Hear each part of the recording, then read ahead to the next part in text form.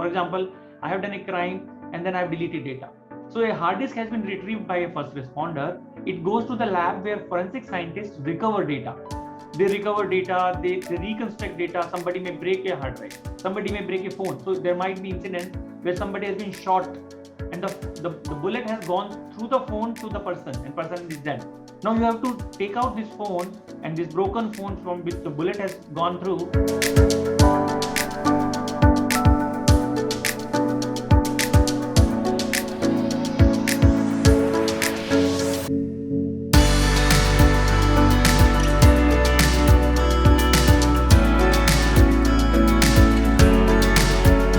Hello and welcome everybody to Career Talks with Mentoria. My name is Nikhar Arora and I'm one of the founders and CEO of Mentoria. Our passion is to help you discover yours, and through these podcasts, through these webinars, through these talk shows, we want to give you a very realistic understanding of the career that you're going to be heading into. Because the more you know, the more informed your career and educational decisions. Today, we're going to have an incredible conversation on the world of digital forensics and cybersecurity and building a career in it.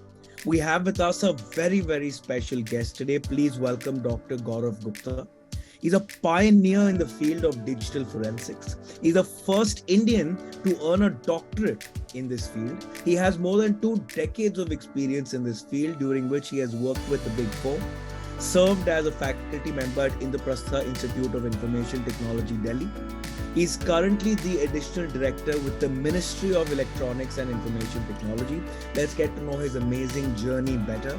Thank you so much, Dr. Gupta, for gracing us with your presence and sharing information with us about this world and how it works.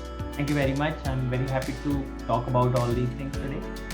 Beautiful. So, Dr. Gupta, for the audience watching this video, could you share a brief introduction of yourself and the kind of work you primarily do? I would like to be known as passionate researcher in the area of digital forensics. So, digital forensics is something which accidentally happened to me. But then as I started to work in this area, I realized this is the most amazing, versatile, interesting, career which somebody can have. When we talk about digital forensics, we investigate any kind of technological fraud, cyber crimes, cyber security issues, incidents which are happening using technology. So all of these, how a criminal might have done something. So you need to investigate that. So it looks very flamboyant, but it also has a lot of challenges and it requires a lot of knowledge and skills, which you have to develop, and you need to constantly update those skills.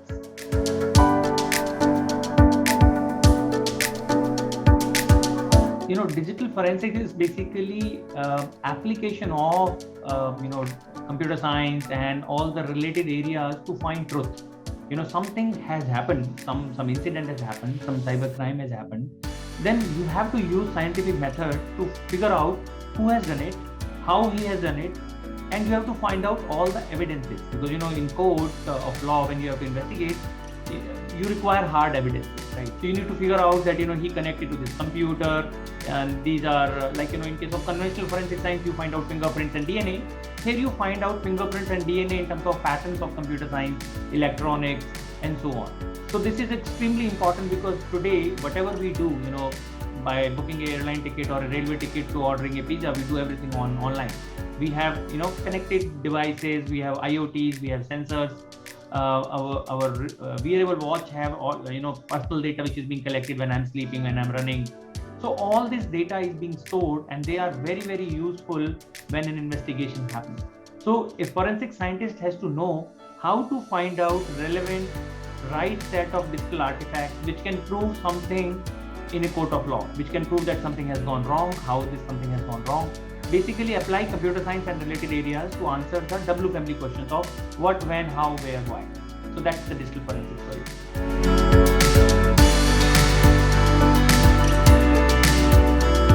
This is a wide,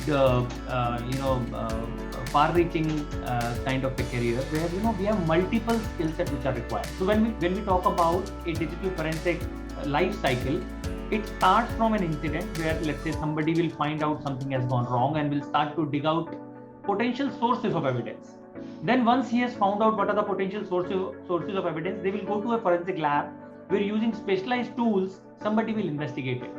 Once their investigation is done at a high level, then there will be a report which will be used by let's say a lawyer in court of law, and then there will be a judge who will understand all this and will, in light of the applicable laws, will come out with a decision. So these are the four major things which happen in digital forensics. So career also lies in four areas. The first part, where somebody is responding to an incident, the very first person who knows about it is known as first responder.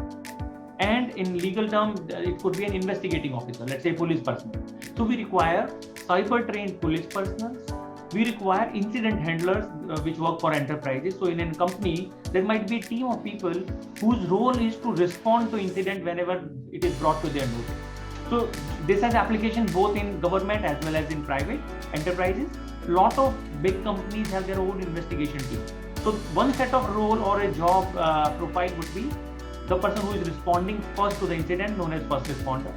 Then comes the hardcore technical guy who once get all these sources of evidence, they dig out the evidence. For example, I have done a crime and then I have deleted data. So a hard disk has been retrieved by a first responder. It goes to the lab where forensic scientists recover data. They recover data, they reconstruct data. Somebody may break a hard drive, somebody may break a phone. So there might be incidents where somebody has been shot and the bullet has gone through the phone to the person and person is dead. Now you have to take out this phone and this broken phone from which the bullet has gone through. You have to reconstruct everything. You have to extract data, not through a standard process, but using sophisticated forensic tools. And once you extract this data, you have to make sense of this data. And that is a part of where we say hardcore digital forensic experts work on these various kind of digital artifacts, and they come out with a report that okay, this is the video file, these are the deleted data. You might have seen in famous celebrity cases where 5-year-old WhatsApp chats were recovered.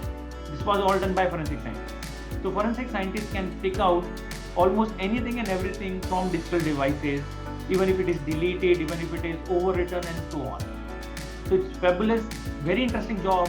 But as I was discussing, challenge lies in the fact that criminal will not ask you which phone should I use to do crime. He will have all kind of phones, right? So you need to know all kind of technologies, be it an iOS or Android or Windows phone too. So anything which is digital comes under the scope of digital forensic scientists, which means he need to know about all these things. And then comes lawyers. We require a lot of cyber lawyers today.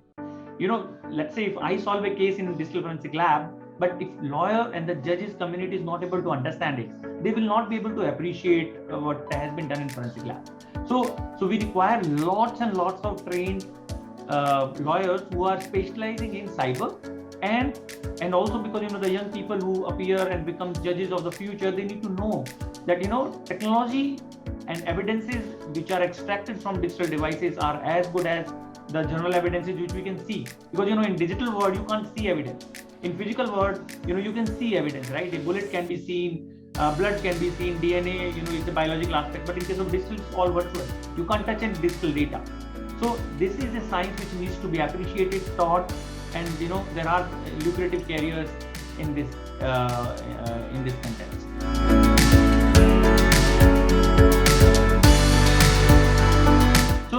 So like you see, India has best of telecom connectivity compared to US and other developed world.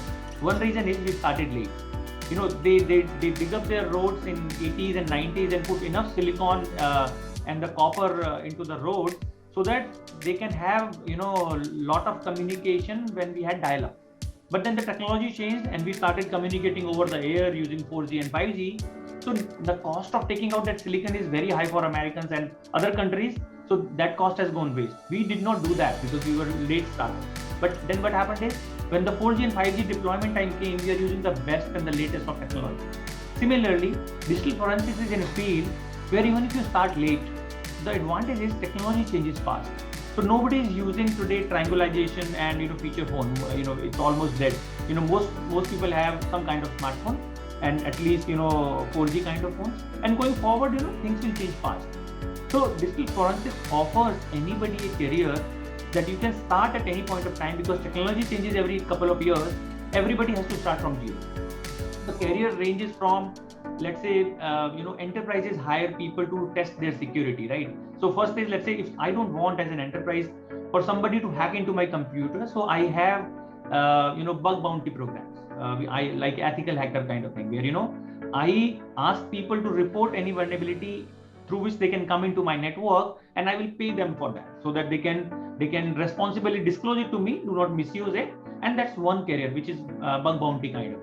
So that is when the incident has not happened. But when we talk about digital forensics, here we are assuming that things have gone wrong. Somebody is able to penetrate in, somebody, maybe an internal employee or somebody from external world is doing something wrong. Now we need to find out who is this person and how he is doing it. And that is what digital forensic profiles are. So if I have to name the big fours of the world and all the enterprises who have internal investigation teams, they have a very beginning position which is known as analyst, or a forensic analyst, or a forensic scientist, entry-level scientist, where your job will be to find out what are the potential source of evidences, which means given a scenario, what is that which will give you evidence. For example, if there is a murder, in that case, cell phone of the person who is accused, the computer which he might have used, and then let's say all the digital devices which he has access to, the tabs and the Google Home, all these are potential sources. Car, for example, if I have to investigate your phone, I need your password. I cannot get into your phone without a pattern or a password. But many times criminals don't share that. Now, how do you investigate those kind of phones?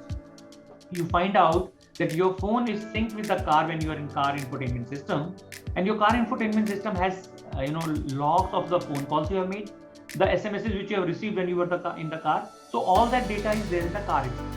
So these guys will connect to the car infotainment system of the victim or the accused and extract all these things. So even though I will not be able to extract all the things from your phone, but I can get a subset of it from your car infotainment system, right? They will take your storage media like thumb drives, hard drives, and they have a set of process through which they will extract data without actually using the hard drive. So I will not use your hard drive to boot from the hard drive.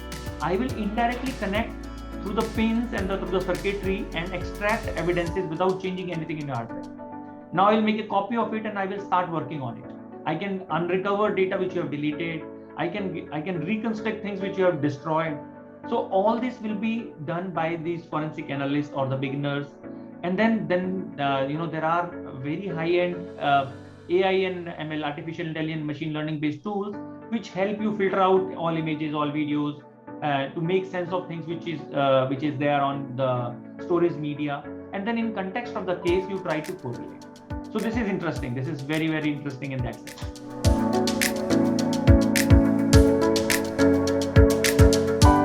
So there is a very famous principle in forensic science, which is Locard's principle. Edmund Locard once told that every contact leaves a trace. So if I have to rephrase it, it says you cannot come into contact of an environment without changing it in some way. Because whenever you do something changes, right? So let's say in normal world, if I visit your studio, in that case, my fingerprints will be there on your wall or a doorknob. If I touch your wall, the paint of the wall will be on my fingertips, right? My hair might fall, my DNA will be there at yours. So I'm giving something, my hair is there, which means I've given DNA to your environment. I have taken paint from your environment. I have given my fingerprint to your environment, and so on. So information is being exchanged between me and the environment. Same happens in digital world also. When I connect to something, IP logs will be there. Connection request will be there. If I hack somebody, my tools upload will be there. I'm downloading some data. So all digital tools, technologies have some kind of fingerprints, some kind of patterns and traces, which get exchanged. So instead of finding out the fingerprint in the physical world, I'm trying to find out digital fingerprints. I'm trying to find out digital patterns. I'm trying to recreate things which has got destroyed. So basically, I'm applying Edmund Locard's principle in digital world, where I'm trying to find out what has changed because of a malicious event, malicious activity, which is a crime or criminal activity. What has changed, and if I can identify this change and quantify this change, that's my evidence.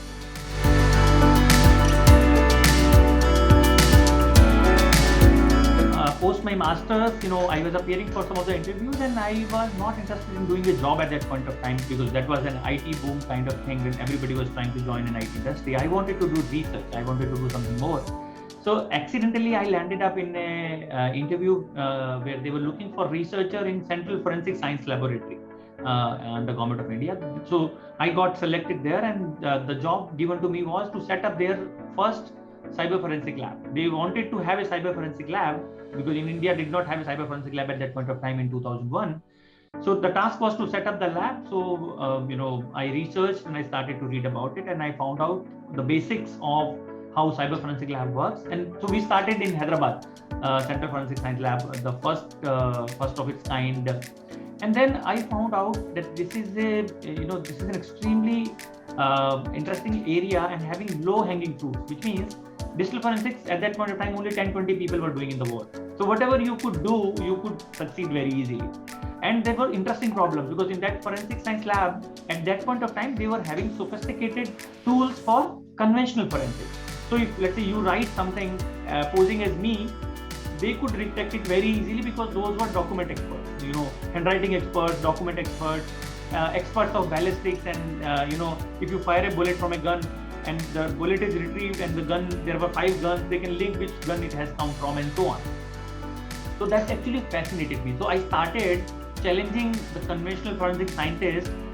So I took up a challenge where I wanted to fool them in terms of recognizing my handwriting as someone's handwriting. So, but for next few months I kept trying. I had few friends who used to sign for me and I used to sign for them, and I used to take those samples to the expert, and they were very easily finding out what's wrong and who is writing what. So one fine day, I was able to defeat it. So what I did is, we had dial-up at that point of time, and if you write Google on dial-up connection, it takes time. Image comes in bits and pieces. It was not coming instantly. So what I did is I scanned signature of mine and printed them after stretching. I stretched the image of my signature, the image horizontally and vertically, and I printed using a color printer. And then I also signed, and some of my friends signed as me. The expert was not able to identify printed signature. He told printed signature is mine signature. Obviously, that signature is mine, but I have not done it. So at that point of time, we were able to find a flaw in their opinion, which was a signature may be of a person, but may not have been done by hand. It might have. So answer was it was done by a computer. So we started researching. That printed signature we put under the microscope, and we found out when you sign with a pen versus if I scan your pen signature and print it, they both will look different under microscope. The one with the printer will have more noise because it is coming out from a printer color ink versus the solid ink without noise ink which comes out of a pen. And then this was a breakthrough, and I developed an automated system which could detect all these things. So their opinion was enhanced. So then onwards they started saying this is signature of this person, but it has not been done by a human being. It has been done by a computer printer. So that was the addition to their answer which they were giving. And that started me on the track of digital forensics, where I started using technology for conventional forensics. And then I found out new form of crime like steganography is there, where you are hiding information. Terrorists use it basically. They hide information into something. Like I put a text into a photograph and I send that photograph. For normal people, it is a photograph, but somebody can extract extra text which is there into that image and can be used to send out a target of attack and so on. So then started to happen. I kept discovering problem after problem which was there in the world of cybercrime domain and started to solve it, and that led to my doctorate degree. I published a couple of 25 papers during my doctorate, and then I also guided a lot of PhD students. So I have a lot of students whom I mentor, and I'm their advisor and supervisor. So at least 4 people have till now graduated in digital forensics under my guidance.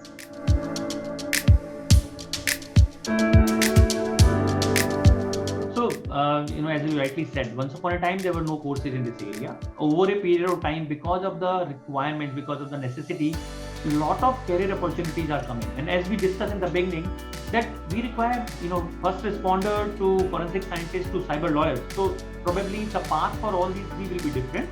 But you should have some interest in technology, because if you do not have interest in technology, then it's difficult. Because at every stage, the artifacts which are being investigated, the results which are coming, the reports which you have to take to the court, they all will have something to do with technology. So you should be liking technology. That is the first requirement.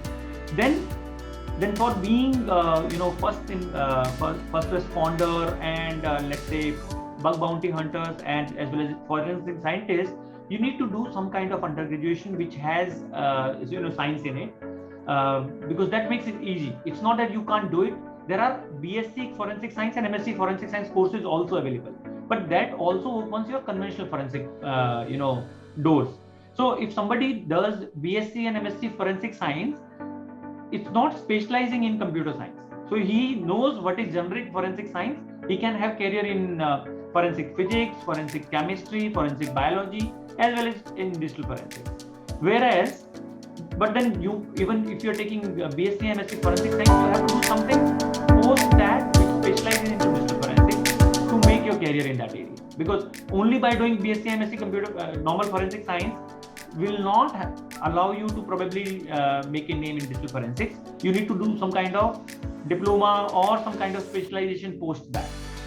On the other hand, if you do, let's say, there are a lot of information security programs, like we have BTech Information Security, and then you can do Masters of Information Security. If you do any one of them, and then also you specialize and do some courses within your curriculum or outside your curriculum pertaining to digital forensics, that also opens the same door. Rather, that is a better option, because when you do BSc MSc Forensic Science, because the focus currently of all the institutes is towards having more focus on conventional forensic science, which probably is slowly fading out in terms of career opportunities going forward, I would suggest you do modern courses, any kind of undergraduation or post-graduation which has information security as specialization, and in BTech it's there in hundreds of colleges.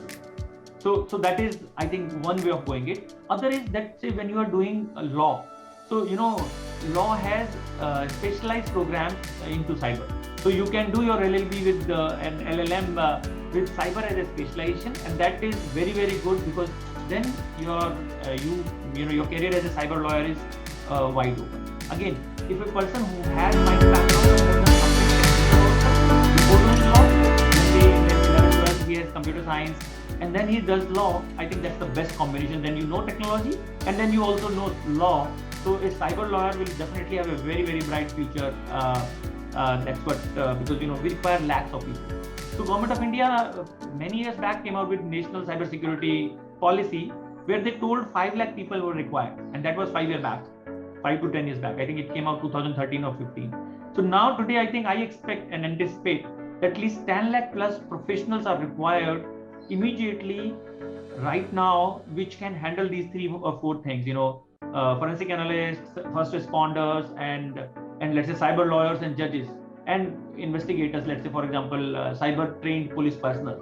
We have at least 10 to 15 lakh people which are required today, and supply is around in thousands, not even thousands, I will say. So it's a big demand supply gap. There are people who are on the wrong side of the law, who are misusing technology and making money. So I would tell that there is more money to be made on the right side of the law, with lot of pride and lot of satisfaction, because you are helping society and the country, and you are helping technology also, because otherwise people will have mistrust on technology.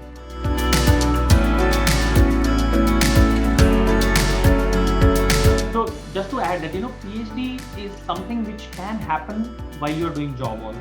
So this is a continuous process, because this area changes fast. Every 2-3 years, 4 years, things become obsolete, technology becomes obsolete, new technology comes, so you need to anyhow read it. So once you have done your undergrad and masters, and if you want to do a job, you can do a job, and parallelly you can pursue your research, because that you have to do anyhow for doing your upscaling.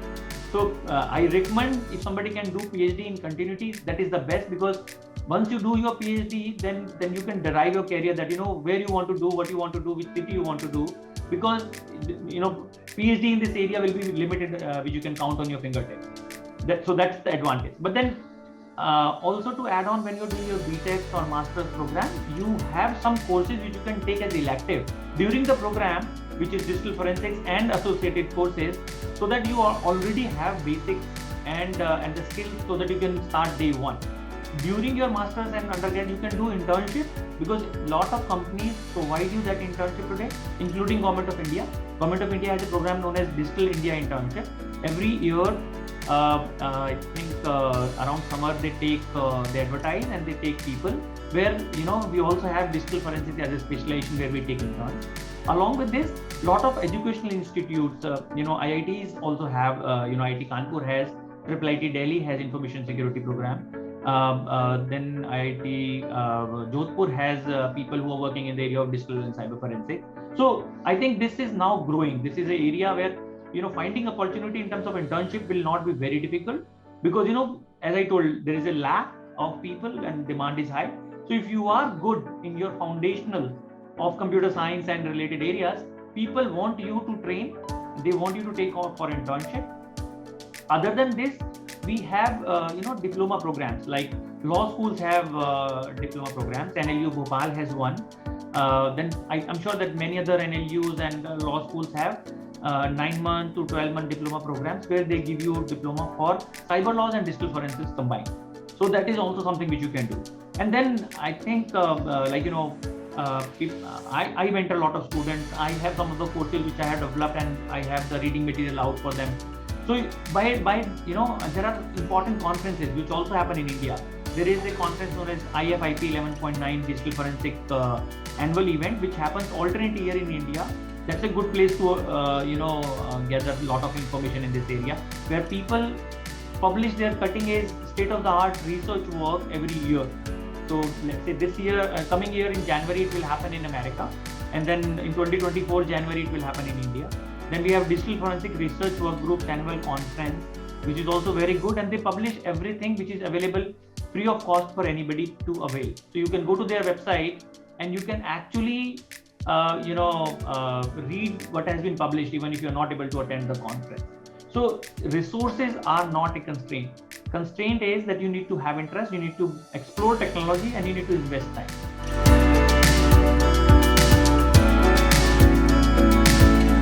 If you want to do things outside India, it probably will be a little costly. And I'm seeing one very interesting trend, that in India, we are having more technology proliferation. We have people who exploit technology also more in India. So the kind of cyber crimes which we are seeing are happening in India, we are not seeing everywhere else. So let's say if there are 100 types of crimes which are happening in India, only 80 or 70 types of crimes are happening which are happening outside India, and we are having the superset.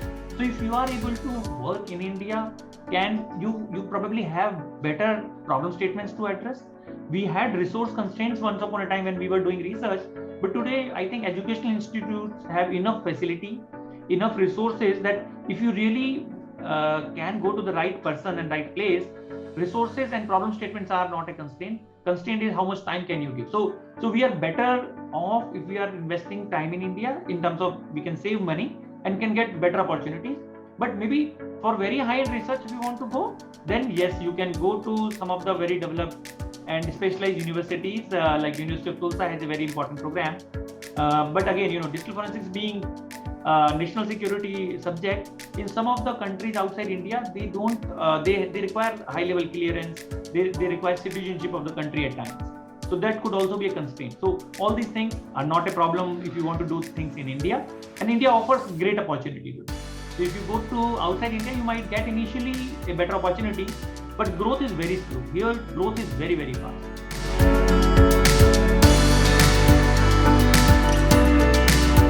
Anybody who wants to start their career, what I would suggest is, when you are studying, let's say you're doing a bachelor's program or a master's program, during your internship, if you select a very interesting problem, for example, a lot of cyber crimes are happening today, right? Phishing is a common cyber crime.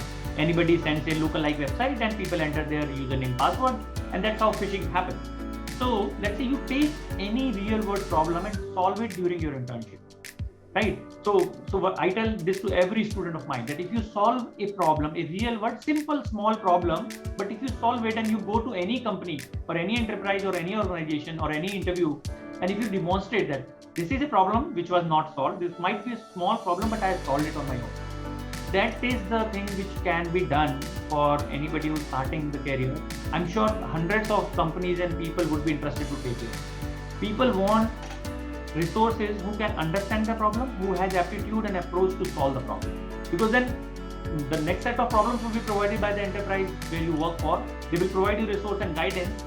They want to test your approach, which you can demonstrate by solving something on your own. That is the best way to start your career. And then as I told you, most companies have internal investigation team.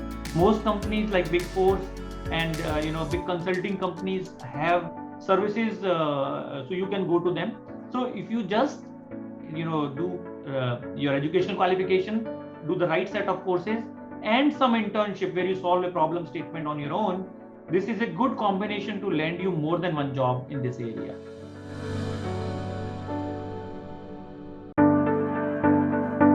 The multiple sources is my answer. One is, if you read newspaper, something which comes in newspaper repeatedly is a problem statement. For example, before demonetization, if you take newspaper every week, some report will come saying somebody has been caught with fake currency. That means that is a problem statement. So I started working on fake currency problem statement. That can I make an app which can take the photograph of a currency note and say automatically, instantly, whether it's fake or not fake? Is a problem statement I picked up from a newspaper. So on. Similarly, if you take last 3 months newspaper and read all the news and just figure out what is the common thread which is coming in terms of digital technological abuse, that is a problem statement. That is one source. Second is, lot of these conferences which I talked about, there people talk about what they have solved. That means this is the problem which people are solving. Third is, there are mentors, like I published a presentation I think a few months back where I told and highlighted top 20 problems for next 5 years which country face, where I've written down what is required, what is the problem statement, and I'm working on those problem statements. I'm sure somebody else can also parallelly work on this problem statement. So finding a problem statement is the easiest task today. You need to read about technology and how it is being misused, and there will be enough and ample number of problem statements to find.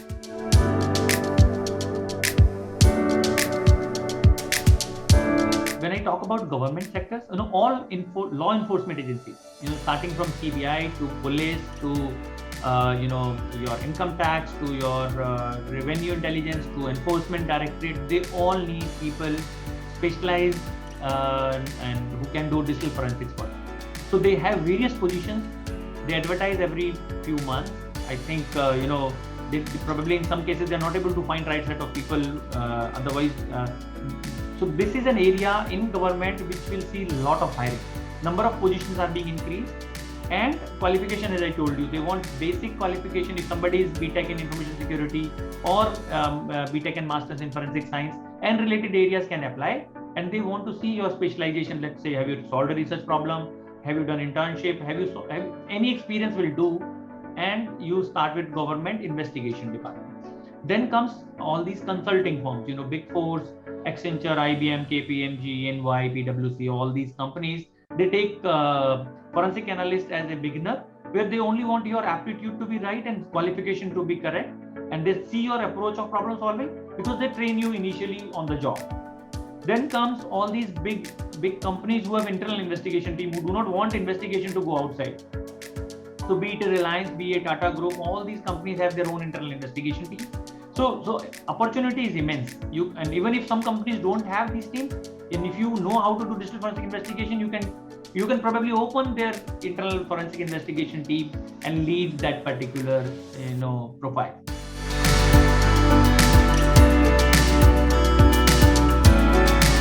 So when you start, you are responsible for extracting data or solving a particular case. The case is given to you which involves a phone or a hard drive or some artifacts.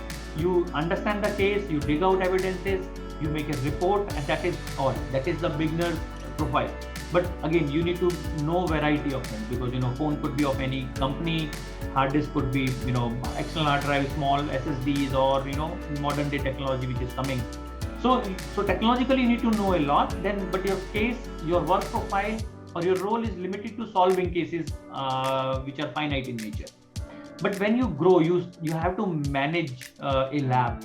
That is the next level, where you are managing a complete forensic lab, where you have many people working under you. You have a variety of cases, and then you need to cater for some kind of compliances. Whenever you have a lab or whenever you have such kind of work profile, there are compliances to be made. You need to have compliances of law. For example, Information Technology Act has something known as Examiner of Electronic Evidence. So any lab which is giving evidence, which is a government lab currently, maybe in future for privates also, that they have to be compliant to this Examiner of Electronic Evidence clause, which is there in Information Technology Act. So you need to find out relevant standards. You have ISO standards through which you manage your lab. How will things happen? How will workflow go in your lab? When will you take backup? What kind of trainings will you provide? Constant and continuous training to your people. how will you manage your hardware, what kind of risk exists in this area, so that you can ensure your lab adheres to all the standards, right? It's like a pathology lab, right? You go to a pathology lab, they have a process that after taking blood sample, they have to change the gloves. They can't be reusing it. So if they don't do it, that means they're not compliant, right? Similar kind of compliances are there in these laboratories also. That is one more thing which I think is of interest. So you can become the manager of the lab.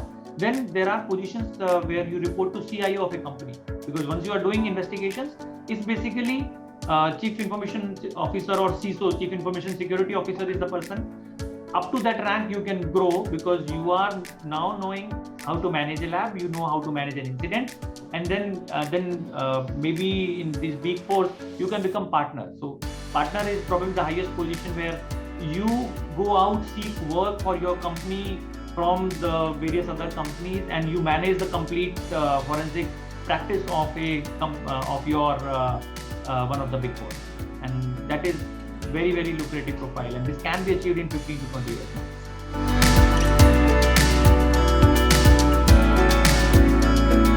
So there are two kind of people, one who are only working in the forensic lab, not going outside, and one who can actually go outside. So the people who can go outside of the crime scene, their work can start at any point of time. It could be middle of night, 2 a.m. You can get a call, because at times if you when these law enforcement agencies or these enterprises, they want to they suspect somebody and they want to raid and collect artifacts, they don't want to give time to the person who is the accused. So you were probably called at any point of time. You will go to a place where you will seize evidences, right? Evidences could be the ones which are very easily available in an office, but then there are some very smart criminals who hide evidence. A small thumb drive which is hidden into the fish tank in a stone. There might be a watch which is having a pen drive. There might be a pen which have a pen drive. There might be a necklace which has a pen drive. There might be something which has hidden in the false ceiling, inside the sofa seat, and so on. So you need to dig out all those things. So you need to know what kind of devices you are looking at, how they look like, how they are disguised, and you have to dig out everything. So that is the one job. Forensic scientist, on the other hand, in the lab has a very, very standard operating procedure to follow. So he will get a case, he will analyze that case, he will probably simulate things before he actually works on this case. Let's say there's an iPhone which needs to be investigated. You will probably have an iPhone of the same make and model and same version, and try to, first simulate what you want to do. Once you perfectize that, then you will actually do work as per the standard operating procedure on these devices. Extract data, that's easy. Once you have extracted data, the difficult part comes. There might be something which you are looking from this, hundreds of GBs of data. So this is like finding a needle in the haystack. So you will apply your creativity, you will use your skills of computer science, like data mining, like image processing, like using artificial intelligence, pattern recognition, to figure out one small piece of evidence, which is, let's say, one file, one photograph, one message out of millions of messages and photographs. And once you take it out in the context of the case, you will give all the relevant details of it, and you will probably come out with a report, which will be used by the lawyer as well as the investigating officer, let's say police personnel, to proceed further.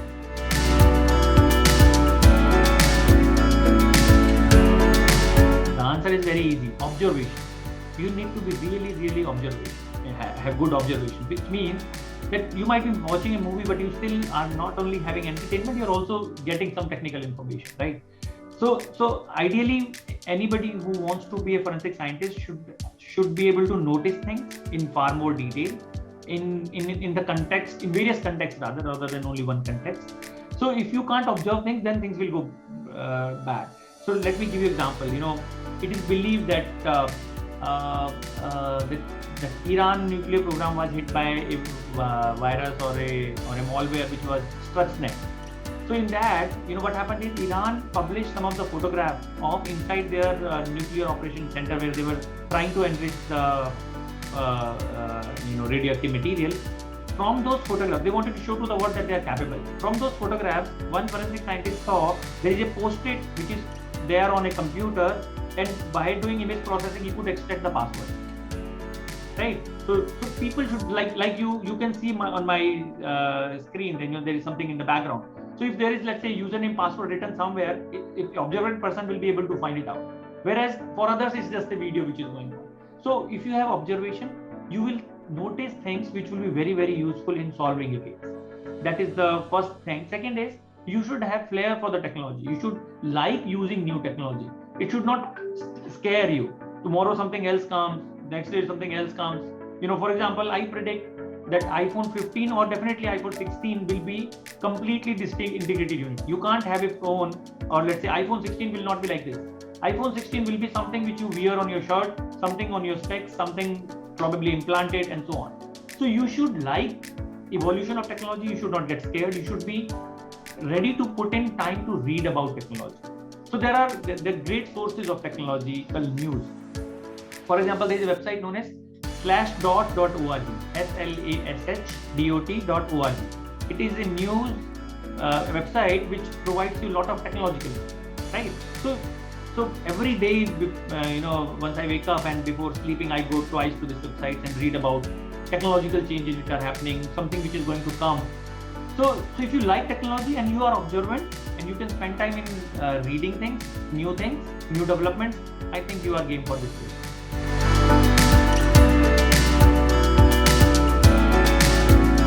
So the bad and ugly is that first is you need to constantly update yourself. You just can't be successful if you are not updating constantly. This is good also. Reason is, if somebody likes to read, somebody likes to update, it is good also. But then, like in some of the fields where you once master things, you master it forever, then nothing much changes, right? Or changes are slow. Here, changes are very, very fast. Overnight things can change. Like 4G changed many things, right? 5G, like quantum computing, one day when it comes, I'm sure there will be thousands and thousands of frauds which will happen. Suddenly there will be a knee-jerk reaction where you need to develop skills in a very short span of time.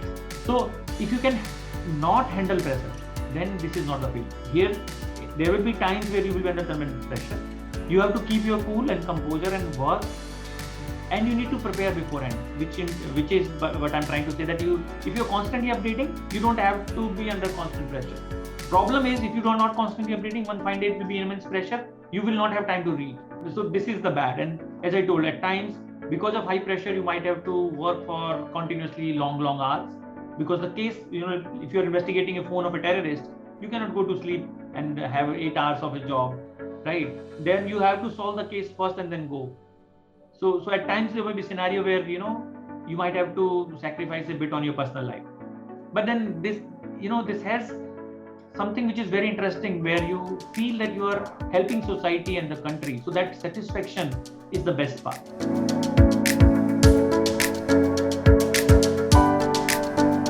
Beginner level profiles in Government of India typically start at Scientist B level.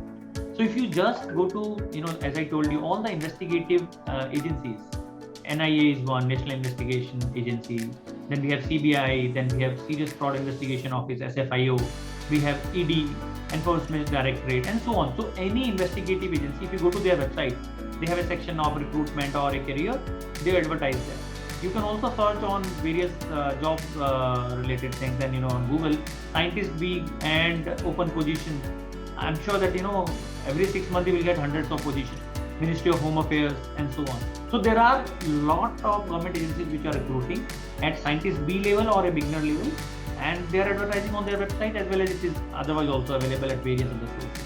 So I don't think so that's very difficult to figure out how to get into the government. There's a standard set process where at times you have to give an exam and then an interview, and then you are selected as a scientist.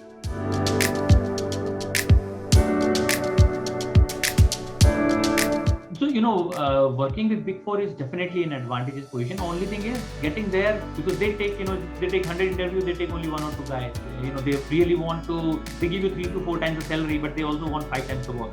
So if you are really, really good, starting with the Big Four will be a great idea. You spend there 3, 4, 5 years, and that can help you tremendously to reach to, various great positions.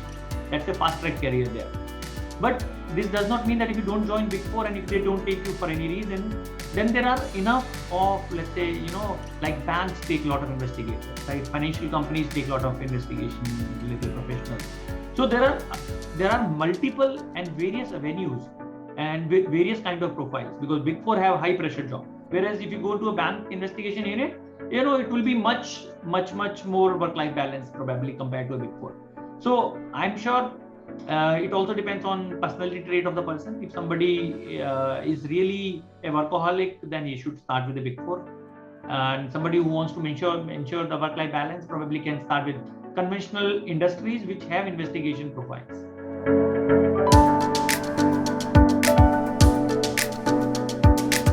Again, this is something very interesting here, that anybody who is in this area, he typically gets 1.5 times the salary compared to a normal engineer. So if you are an engineer and you are getting X amount, and if you are a forensic scientist, then you are probably getting 1.5x salary. So that is the differentiator, that this is a skill which is in demand.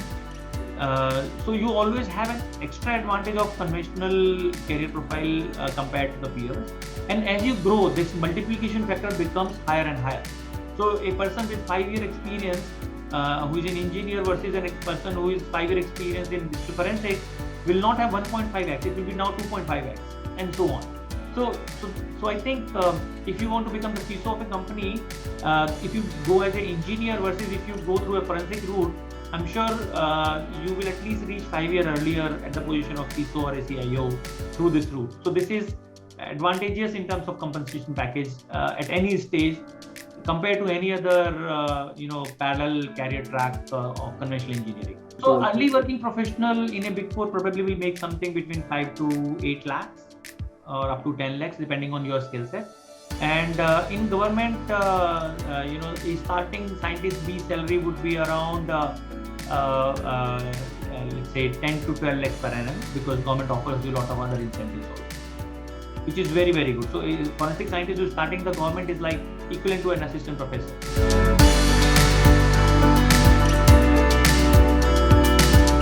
So you might have seen when India is growing and world is growing and technology is being used, we are using technology for making life easy, right? Like, you might have seen we have speed cameras today instead of manually police people recording your speed.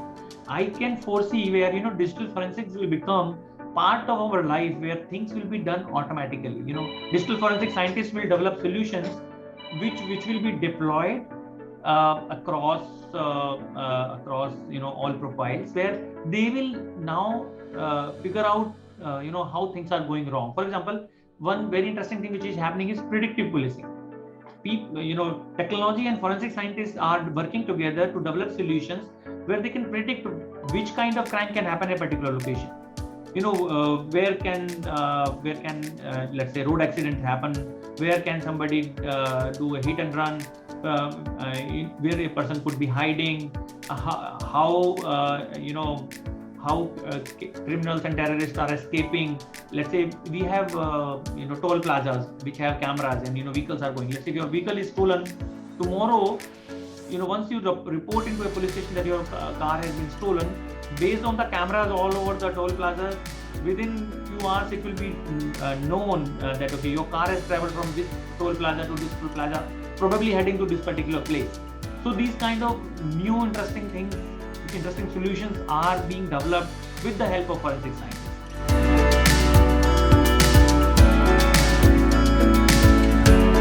Digital generates a lot of data, and when we have a lot of data, we require artificial intelligence and things like that.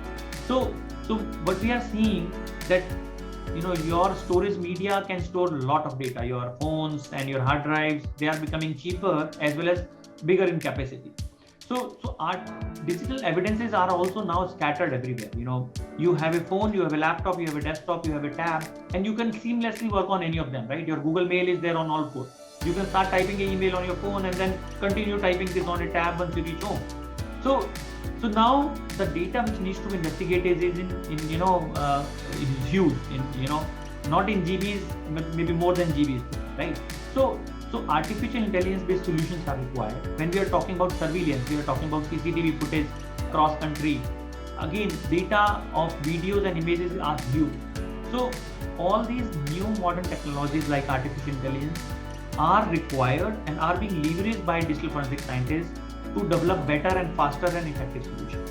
So today forensic science is going towards where we want to make it more effective. Right now I can solve any case, but it requires time. So one of the important responsibility of next generation of forensic scientists would be to make use of these technologies to make systems which are automated, which are efficient, and which are effective.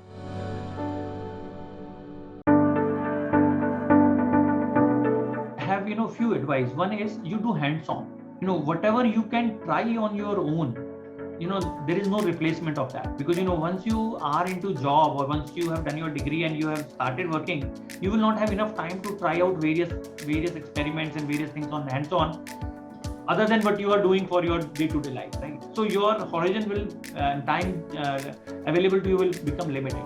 So for example, let's say if I just tell you one small experiment, if you go to your desktop and or a laptop and you open a Word file by saying right click onto the screen and say create a new Word file. So one file will be created and name will come on the screen. Then you open the Microsoft Word and also open a new blank file and save it with a new name. Right? So you have two blank files created by two different processes. But if you then compare by checking their size will be different. They both are blank Word files. Only change was the creation process. Right? Why are they different? Right? So if you do some activities and ask questions and then try to figure out what is the difference, that will just blow your mind. Right? So there are like you take a image file, let's say JPEG file, and you open it in Notepad. You go to image file, right click it by pressing Shift and say open with Notepad. You will get something there, right? In Notepad an image will open, but it will not be a photograph. What can you see? And so on. So if you do all these small things, you will ask questions how things work internally. So first piece of advice is do hands-on, try out things, nothing goes bad, you only will learn. Second, I would say is work on wide set of problem statements initially, because you don't know where your interest lies. If you just do something which I tell you or someone tells you will not be great, because I may not be knowing you. So you try out 10, 20, 30, 40 different problem statements in different areas of digital forensics. Digital forensics is also wide, starting from mobile forensics to media forensics to network forensics to now IoT forensics and then telecom forensics. You can do various things. So try out everything, read research papers, newspaper reports, and attend conferences initially to figure out what is your best match. Because then once you find your best match, I'm sure you can enjoy more, you can contribute more. Right? Then I think as somebody asked, finance related, we have something known as forensic accounting. All these companies who do frauds, shell companies, people siphoning of money, not paying loans on time. Money is having a trail, right? If I took a loan from bank and then I siphoned off this money by shell companies or by fake vendors, there is money trail somewhere. So if you get all the data from the bank, all the data from your ledgers, all the data from your company computers, this is a huge data. So there comes to the rescue forensic accounting. So this is again very interesting that somebody who understands finance and wants to do forensics can do forensic accounting. In this case, SFIO, which is Serious Fraud Investigation Office of Government of India, which investigates enterprises. And that's what they do is they investigate those enterprises where financial frauds have happened. So because, for example, SFIO investigated, I think Jet Airways scam and Sharda scam and so on, right? All these famous scams have been investigated by them. So depending on your interest, once you explore various fields, once you find the best match, I think you can contribute better, you can enjoy more, and you will be more happy and you will grow faster in your career. Fabulous. Thank you so much, Dr. Gupta. Before I forget, Dr. Gupta, could you also run us through your book and what it's all about and where I can find a copy of it and what motivated you to write it? Yeah. So during pandemic, many people were calling me because they were being conned. A friend of mine called, a neighbor of mine called, and one more far distant relative called in a single day that they have been scammed by cyber criminal, by phishing or by something else. So, that made me realize that, people are getting conned, cyber crimes are happening, and they are happening because criminals are leveraging psychology of human being. We have a psychology, we have a understanding of technology, we have our own myths. So I thought I can't be everywhere, so let me write a common journal, easy to read book in form of a story book, which can tell and educate people about how cyber criminals do fraud and what can they do to avoid these cyber crimes. So this is the book which I wrote, which is known as Cyber Unsafe. It is, I think, available on Amazon. It's one of the bestseller and 5-star rated there. This is basically like a storybook, right? It contains some myths and it contains some small stories. Nothing is more than 4 pages. Everything, you can start this book from any direction.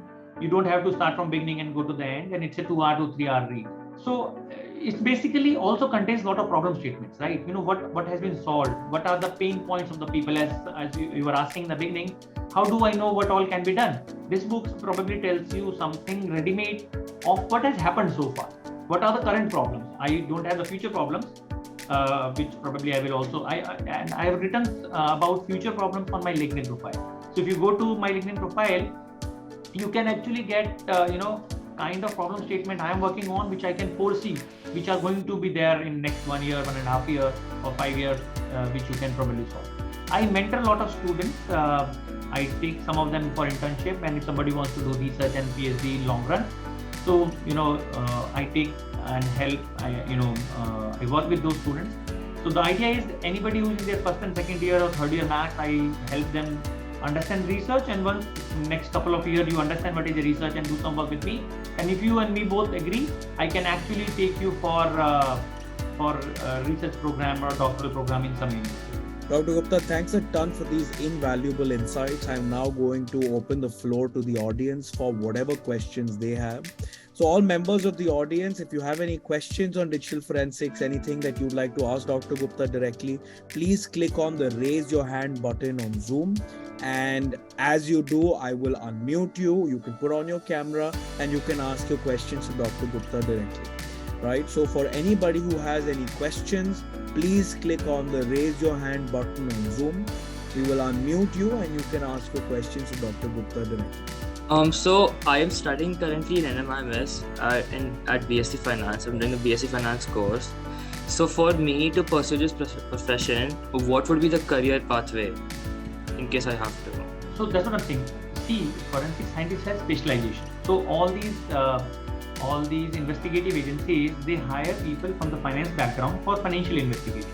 So your career profile remains the same, only the work profile changes. So you will also be investigator or a scientist or working as a professional in the forensic domain, where instead of digging out data recovering data from a hard drive, once the data is recovered, you will try to make sense of it. Okay. Right? So career path probably remains the same. So there are companies, many companies who are specializing in the financial domain. They want people for forensic accounting. NCLT wants people for forensic. So NCLT, right? We have Insolvency Act, through which any company which is going into NCLT or resolution, their forensic accounting needs to be done. Right now, there is nobody who knows it how to do it well. Or if they know, they are getting extraordinary amount of money for doing it. So this is a lucrative career ahead in this area. Super, I hope that answers your question. Thank you. Fabulous. Next up, we have Kedar who has a question. Kedar, I've unmuted you. You can start your camera and ask your question.